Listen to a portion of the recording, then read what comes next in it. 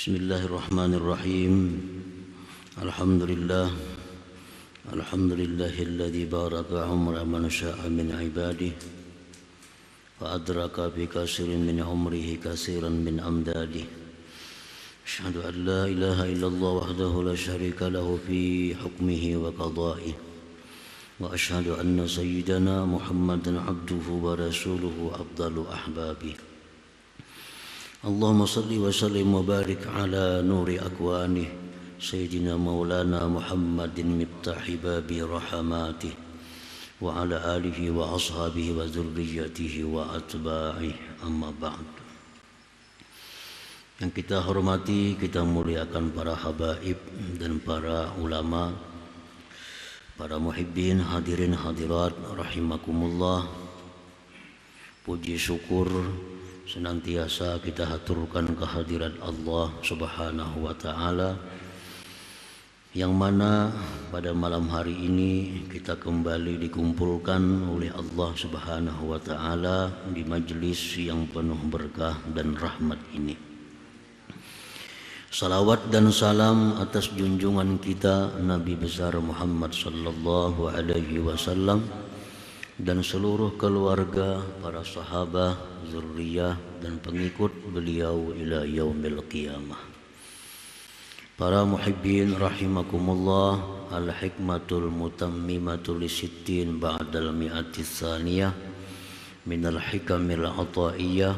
Qala al-imam Ahmad ibnu Athaillah as-Sakandari rahimahullah wa nafa'ana bi'ulumihi wa asrarihi. Hikmah yang ke-260 dari Al-Hikamil Athaiyah. Berkata Imam Ahmad ibnu Athaillah as-Sakandari rahimahullah wa nafa'ana bi ulumi. Man burika fi umrihi adraka bi yasirin minaz zaman min minanillahi ta'ala ma la yadkhulu tahta dawairil ibarah wa la talhaquhul isyarah.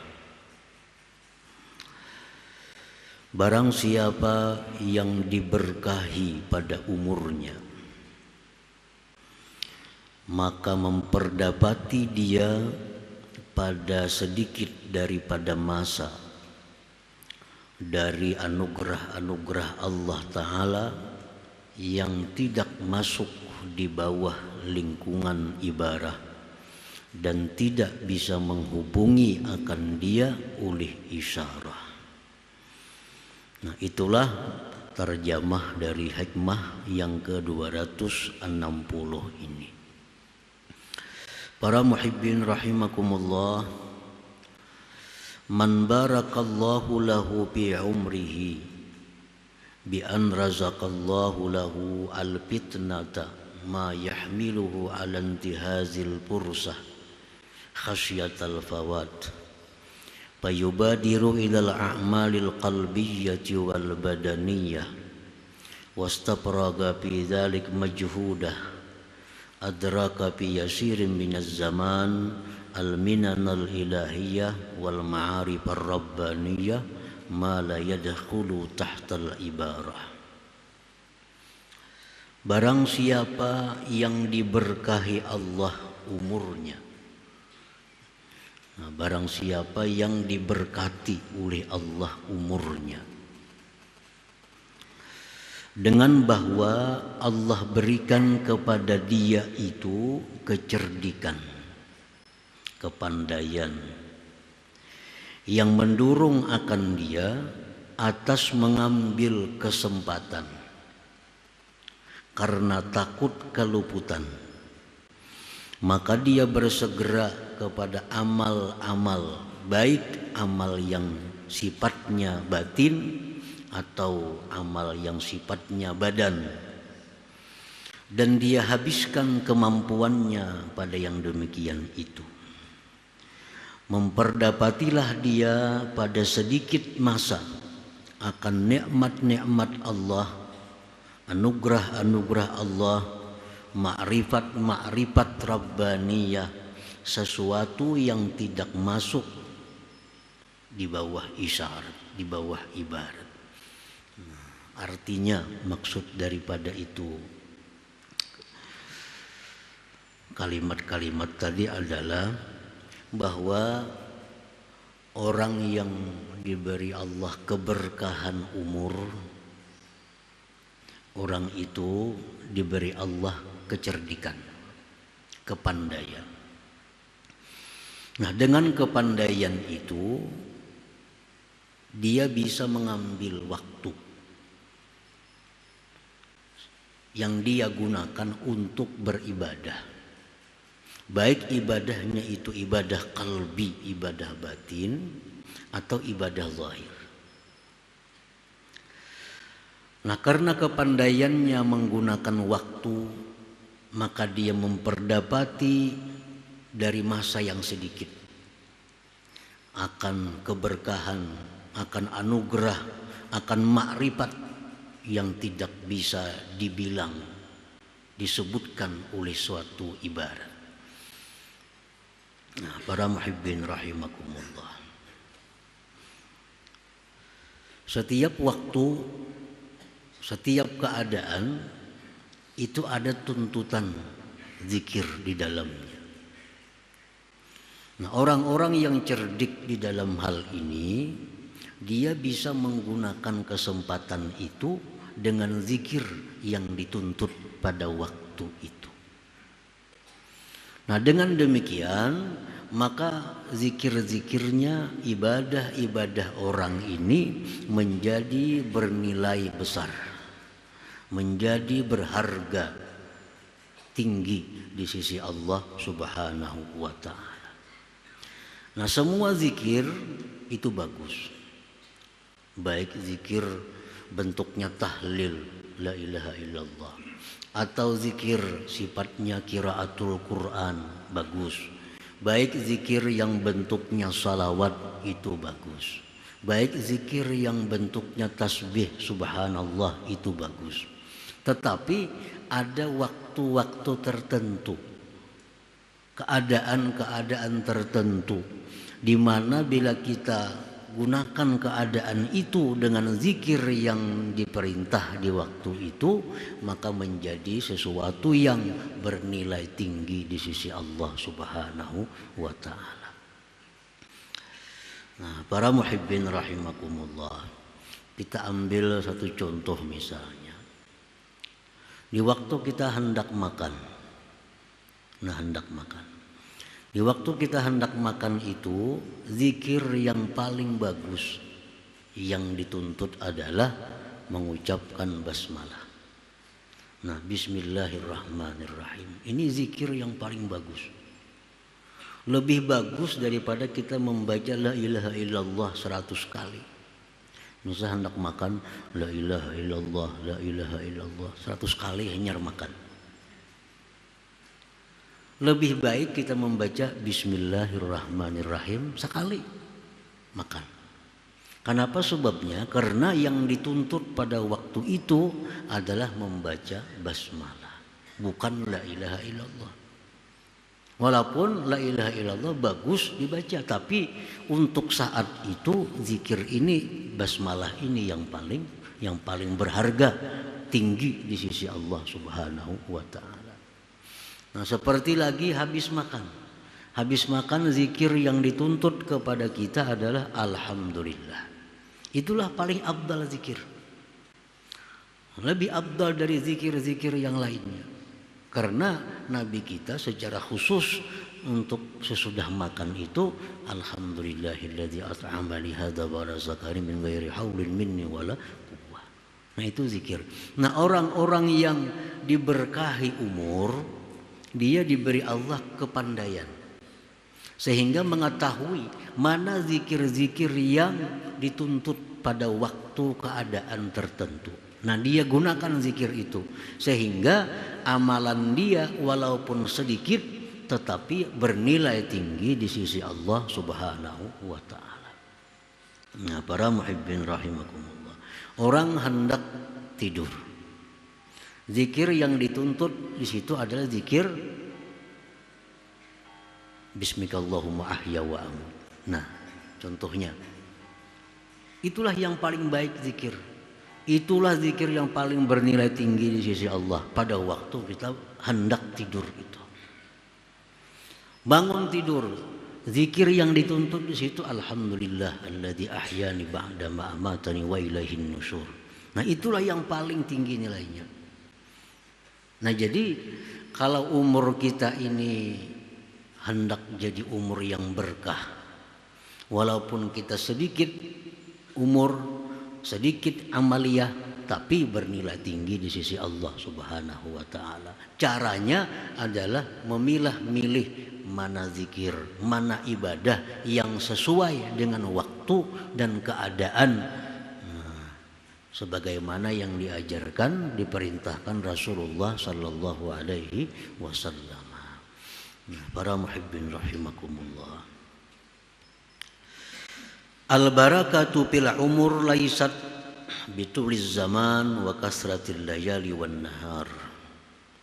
Berkah pada umur itu bukan dengan panjang masa, banyaknya malam dan siang. Orang yang umur berberkah itu bukan orang yang berumur banyak. Misalnya berumur 70 tahun, 90 tahun, itu bukan berkah. Bukan berkah. Wa innamal barakah fil umur an tashabahul inayah wal hidayatu wat taufiq wal qabul. Nah, berkah umur itu bahwa menyertai akan umur itu pertolongan Allah, hidayah Allah, taufik kemudahan beribadah, dan diterimanya ibadah. Nah, itu orang yang umurnya berkah. Orang yang umur berkah itu orang yang diberi Allah umur, disertai dengan pertolongannya, hidayahnya, taufiknya, diterima amalnya. Nah, itu yang dinamakan barakah umur. Dalam doa Allahumma barik lana fi a'marina, ya Allah berkahi kami pada umur kami, bukan panjangkan umur. Bukan panjangkan umur. Berkah umur itu bahwa umur kita disertai hidayah Allah, disertai taufik dari Allah Subhanahu wa ta'ala.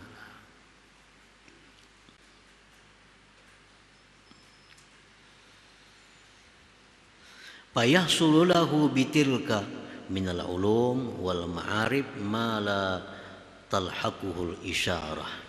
Maka hasillah bagi dia dengan demikian itu inayah, hidayah, taufik dan kabul tadi, ilmu-ilmu, ma'rifat-ma'rifat yang tidak bisa dihubungi oleh isyarah, yang kada bisa digambarkan oleh suatu gambaran. Artinya kalau umur kita ini berkah, maka apa yang kita dapatkan itu kada bisa digambarkan dengan suatu gambar, kada bisa dijelaskan dengan suatu isyarat.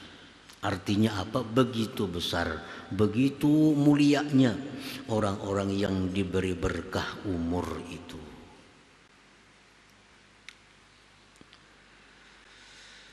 Fayartafi'u lahu fi syahrin masalan ma la yartafi'u li ghairihi fi alfi syahr. Maka naiklah derajat orang itu pada satu bulan misalnya, sesuatu yang tidak naik bagi yang lainnya pada 1000 bulan. Nah, orang ini beramal 1000 bulan, 80 tahun lebih, tapi umurnya kan jadi berkahi. Inya kada pintar memilih amal ibadah mana yang paling berharga di sisi Allah, mana amal ibadah yang paling disukai oleh Allah. Inya tahu beramal aja, cuma kada tahu mana amal yang paling disukai Allah. Kan amal itu ada martabat-martabatnya. Amal itu ada yang wajib. Nah, wajib ini pun beberapa macam wajib. Mana wajib yang utama didahulukan, mana wajib yang nomor 2, mana wajib yang nomor 3, seterusnya. Setelah wajib ada lagi amal sunnah. Amal sunnah pun bermacam-macam. Mana amal sunnah yang utama, mana amal sunnah yang nomor 2. Nah, kalau orang kada punya pengetahuan tentang itu, lalunya beramal kadang dapat huruf. Yang wajib diduniakannya, yang sunat didahulukan. Lalu kada jadi manfaat. Kada jadi manfaat. Hutang banyak bersedekah ketujuh. Kalau soal bersedekah ketujuh. Tapi hutang ditagih orang kada pembayaran. Nah ini orang yang kada mengerti tentang agama, bahwa membayar hutang itu lebih utama daripada bersedekah. Nah sembahyang sunat ketujuh, sembahyang tahajud suka, sembahyang duha suka, sembahyang witir suka. Tapi qadaan saling banyakan lagi yang fardu belum dibayarnya. Nah sehingga ini amalnya ini bisa kada berharga di sisi Allah. Kalaupun berharga bisa murah harganya. Karena satu rakaat yang fardu itu dibayar kena di akhirat dengan 70 rakaat yang sunnah. Serakaat yang fardu itu sama dengan 70 rakaat yang sunat. Kita misalkan ada sembahyang zuhur. Zuhur itu 4 rakaat. Kata juga sembahyang witir, kata juga sembahyang tahajud. 70 rakaat kita sembahyang witir hanya serakaat zuhur.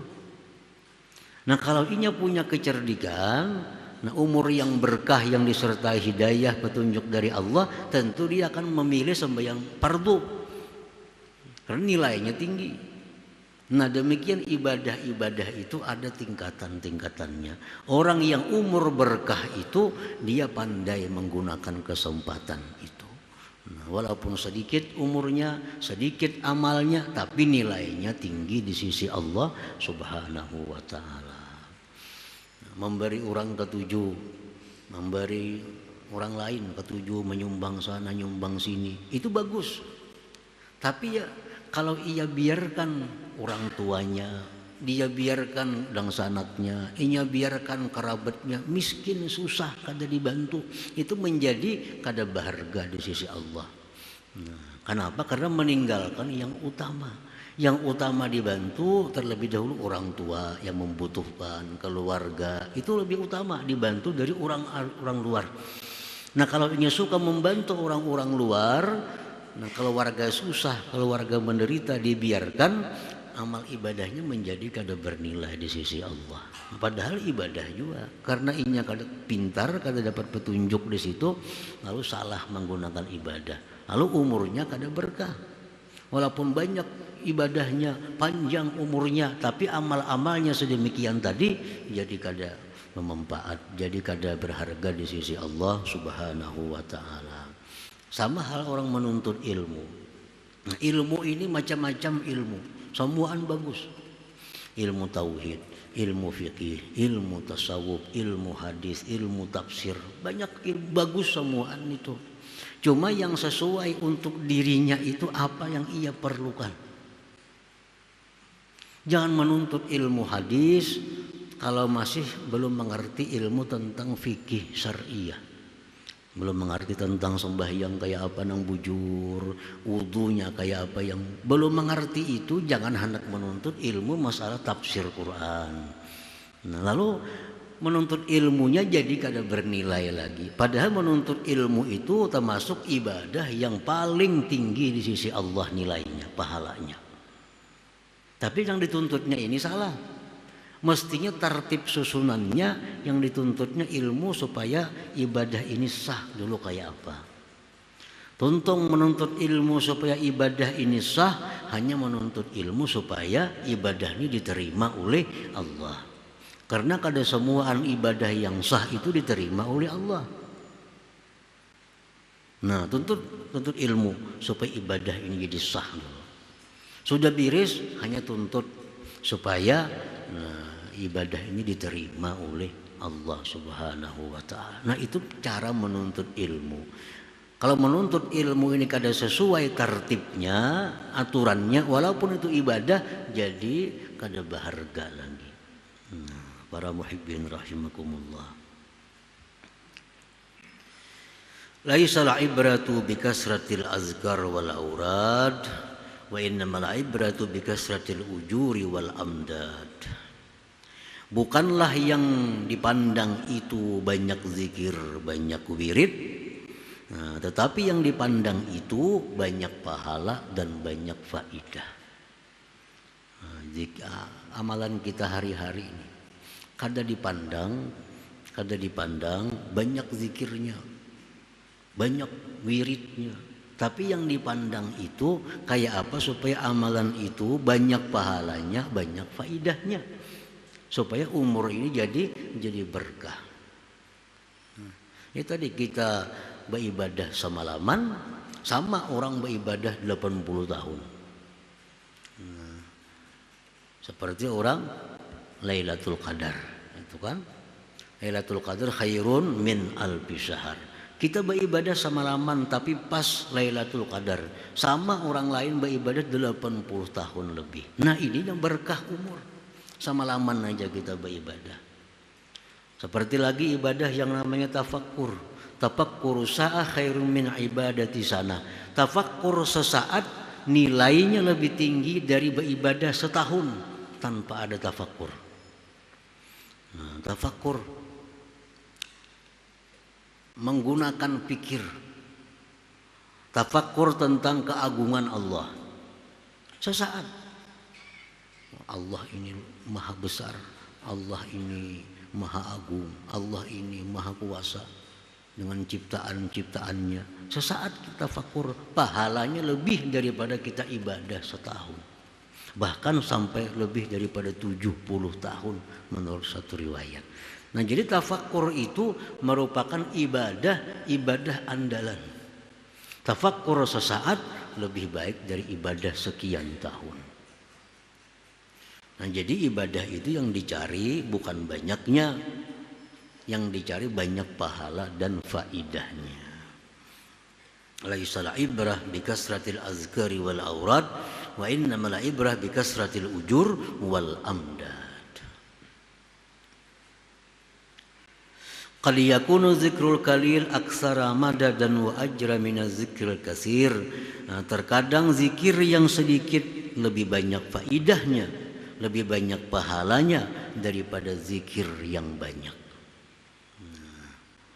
Kenapa sebabnya? Karena zikir ini walaupun sedikit, tapi ini perintah dari Rasulullah dan keadaannya keadaan yang demikian, waktunya waktu demikian tadi.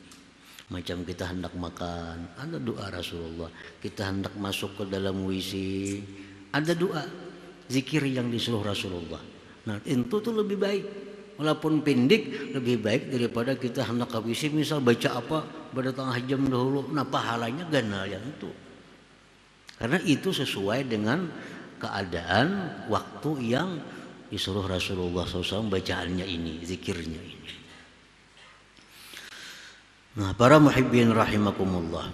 Jadi umur yang diberikan Allah kepada kita, ada orang yang diberkahi Allah umur. Ada manusia yang tidak diberkahi umur. Nah, orang yang kada diberkahi umur ini ialah orang-orang yang menggunakan umur dalam hal yang tidak ada manfaat bagi dia di akhirat nantinya. Setiap umur yang kita gunakan dalam hal yang tidak ada pahala, dalam hal yang tidak ada manfaat di akhirat, itu adalah hilangnya berkah umur. Dan umur yang diberikan Allah ini akan dipertanggungjawabkan oleh setiap orang di hadapan Allah Subhanahu wa ta'ala. Ditanya oleh Tuhan berapa umur. Rasulullah SAW bersabda, la tazulu qadama abdin yawmal qiyamah hatta yus'ala an arba' an umrihi fima yafna wa an jasadihi fima abla wa an malihi min aina akhazahu wa bima anfaqah wa min ilmihi maza amila bih. Rasulullah SAW bersabda, tidak bergerak dua kaki seorang hamba pada hari kiamat itu di padang mahsyar sehingga ditanya dia tentang 4 hal. Pertanyaan yang pertama ditanyakan kepada kita sebelum pertanyaan yang rinci-rincinya, 4 pokok, 4 judul yang ditanya oleh Allah. Yang pertama kali ditanyakan Allah tentang umur, fima yafna. Berapa umur? Kemana umur itu habis kau gunakan? Nah, ini yang ditanyakan pertama oleh Allah kepada setiap manusia. An umrin fima yafna. Berapa umur? 60 tahun. Kemana menggunakan? Nah, setiap orang tentu punya jawaban yang lain-lain sesuai dengan keadaannya hidup di dalam dunia. Orang yang petani, dia akan jawab Allah, umur 60 ulun habiskan behuma. Kada kau berdusta, kada kau bakulim ya kita. Nang pedagang berapa umur? 60. Kemana habis digunakan? Berdagang. Orang yang jadi pegawai berapa umur? 60. Kemana menggunakan? Kantor hari-hari. Pegawai. Orang yang ahli ibadah berapa umur? 60 tahun. Kemana menggunakan? Ibadah. Dari sekian banyak pekerjaan hanya satu yang selamat, yaitu orang yang menggunakan umur untuk ibadah. Lain pada ibadah masuk neraka. Kenapa sebabnya? Karena Allah berfirman, tidak aku ciptakan jin dan manusia melainkan untuk beribadah kepadaku. Petani, pedagang, pegawai, apapun, bila menggunakan umur selain pada ibadah akan mendapat hukuman dari Allah Subhanahu wa ta'ala. Nah, itu pertanyaan yang pertama. Berapa umur? 60 tahun. Kemana menggunakan? Berdagang. Untuk apa ikan berdagang? Berdagang untuk apa? Nah, di situ apakah hanya berdagang itu untuk mencari kekayaan? Apakah hanya berdagang untuk supaya dapat rezeki untuk supaya beribadah? Apakah dia, nah di situ yang akan menentukan nasib orang ini. Apa pekerjaan? Betani. Untuk apa betani? Untuk apa betani? Apabila ujung-ujungnya untuk ibadah, dibuktikan oleh seluruh tubuh kita, tangan, kaki, semua bicara bahwa benar untuk ibadah, kita selamat. Lain pada ibadah kada akan selamat karena kada sesuai dengan tujuan Allah menciptakan dia untuk beribadah kepada Allah Subhanahu wa ta'ala. Boleh berdagang, boleh bertani, boleh jadi pegawai, tapi asal tujuan untuk ibadah kepada Allah Subhanahu wa ta'ala. Lain pada itu akan celaka manusia. Karena menyalahi fitrah dijadikannya manusia untuk ibadah. Wa ma khalaqtul jinna wal ins illa liya'budun. Allah berfirman, tidak aku ciptakan jin dan manusia melainkan untuk ibadah kepadaku. Bila kita lain pada itu, kita bahaya, menyalahi yang dimaksud oleh Allah Subhanahu wa ta'ala. Jadi boleh aja berdagang, boleh aja bertani, pekerjaan halal boleh, asal untuk ibadah kepada Allah. Karena orang beribadah itu memerlukan dana, orang beribadah memerlukan duit. Kita kada kau beribadah kalau awak kita lemah. Kita kada kau beribadah kalau kita kada punya pakaian. Kita kada kau beribadah kalau kita kada punya tempat kediaman. Nah, jadi kalau kita bercari, berusaha untuk nukar ini supaya kau beribadah, untuk beli ini supaya selamat kita. Selamat kita. Nah, umur yang pertama ditanyakan Tuhan. Yang kedua ditanyakan tentang jasadnya. Arti jasad di situ anggota tubuhnya, matanya, tangannya, kakinya. Ditanyakan Tuhan lagi tentang hartanya. Dari mana dia ambil harta itu? Ditanya oleh Tuhan. Pertanyaan ini bukan artinya Tuhan kada tahu. Bukan Tuhan kada tahu. Tuhan tahu. Cuma untuk memberikan hujah kepadanya. Makanya Tuhan langsung, ini orang sudah baik buat ke surga, ini kada bagus buat ke neraka. Tuhan tahu. Tapi untuk supaya inya ini jelas kenapa masuk surga, kenapa masuk neraka. Lalu ditanya, bujurkah ikam ini. Padahal Tuhan tahu. Supaya inya ini jangan ada alasan kenapa masuk neraka, kenapa masuk surga. Nah, diulah sedemikian. Bujur ke jam hari anu, jam seanu melakukan maksiat ini, bujur. berdusta mata, tangan menjelaskan. Nah lalu andai kata dia dihukum ke neraka, ya dia menerima karena sudah mengakui apa yang pernah dilakukan di alam dunia itu. Nah kemudian ditanya tentang harta, dari mana mengambil harta, dan wafima anfaqah, kemana menggunakan harta itu. Apakah harta digunakan untuk maksiat, apakah harta digunakan untuk yang tidak bermanfaat, ditanya oleh Allah. Dan yang keempat ditanya tentang ilmu yang diberikan Allah kepadanya, seberapa dia amalkan ilmu yang diberikan Allah itu. Nah itu 4 pertanyaan pokok di akhirat. Pertama-tama ditanyakan Allah umur dulu. Nah orang yang beruntung ialah orang yang diberkahi Allah umurnya, sehingga dia bisa menggunakan umur dalam hal yang bermanfaat di akhirat nantinya. Nah kemudian hikmah yang ke-261, Alhamdulillahi Nabi sallallahu alaihi wasallam, al-Fatihah.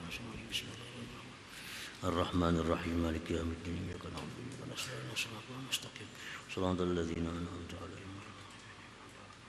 Ya Allah biha, ya Allah biha, ya Allah husnul khatimah, ya Allah biha, ya Allah biha, ya Allah bihusnil khatimah, ya Allah biha, ya Allah biha, ya Allah bihusnil khatimah. ويا أن يراجون منه شفاعة صلوا عليه وسلموا تسليما اللهم صل وسلم